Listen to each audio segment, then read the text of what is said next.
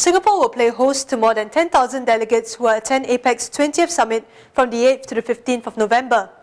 This will also be the first time that Singapore will be host to the leaders of APEC's 21 member economies who will be coming together to discuss a wide range of global economic issues facing the Asia-Pacific region today. Leaders who will be in Singapore include US President Barack Obama, Chinese President Hu Jintao, and Russian President Dmitry Medvedev, among others. With such a high-level gathering, security on the island will be ramped up during this period. Tonight, we take a look at some of the behind-the-scenes preparations for this summit. As part of the preparations to pave the route for the world leaders to their meeting venues with minimum inconvenience to the public, the traffic police had been carrying out rehearsals to ensure smoother traffic flows without compromising safety and security.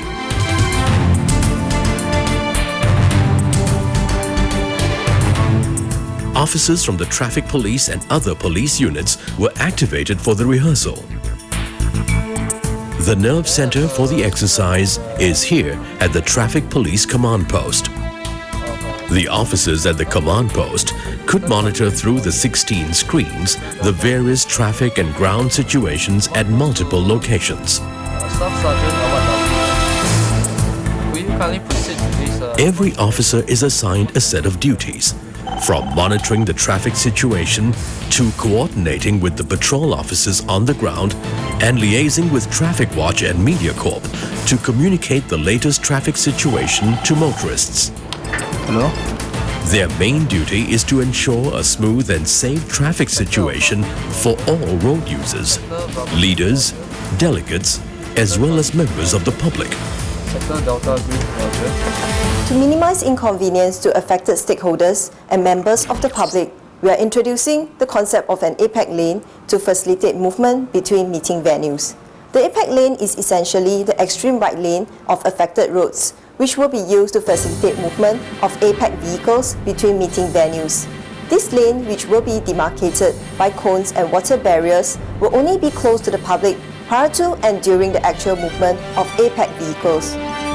The lane closure will only be carried out when it's needed for the vehicular movements of the delegates. And to facilitate these vehicular movements, traffic police and auxiliary police officers will be deployed at the affected roads to regulate traffic and direct motorists.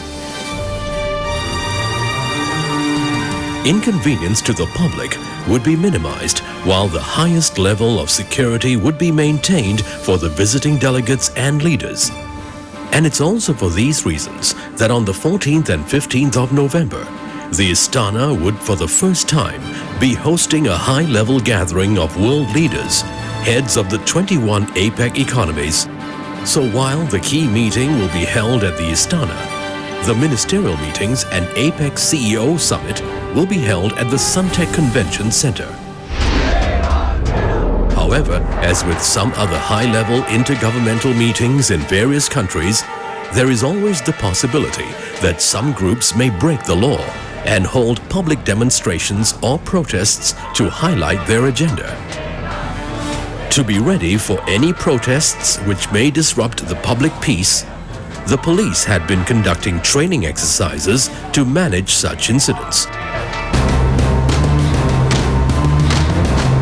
In these training exercises, officers from the Police Special Operations Command deal with potential public order incidents.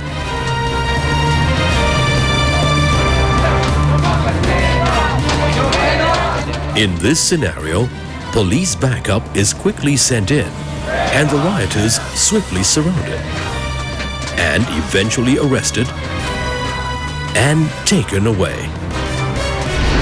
Tough, disciplined and highly skilled, and backed by the latest equipment, these officers are a formidable force to be reckoned with. They can be relied upon to deal with even the most violent riots which threaten lives and property.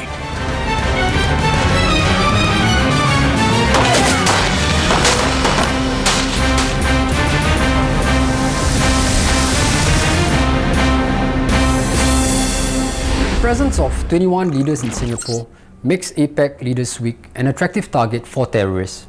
We cannot allow public demonstrations, to undermine security by distracting the attention of our security forces or creating opportunities which could be exploited by terrorists. We will not condone riotous and disorderly behavior or allow any action that threatens the safety and security of the leaders, delegates, or the public. Public demonstrations in Singapore are not allowed without a permit. We will firmly enforce the law, and we will have dedicated public order forces on standby. The new Public Order Act will allow us to deal more effectively with both security and public order threats.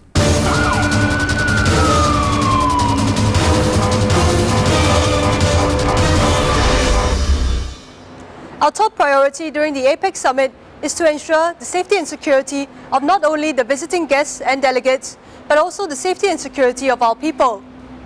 While we all work towards a peaceful and successful APEC summit, we must also be on our guard for all forms of disruption, whether in the form of violent protests or security threats. The police and security agencies are ready for whatever eventuality and will respond to issues of public order and security with a firm but fair hand.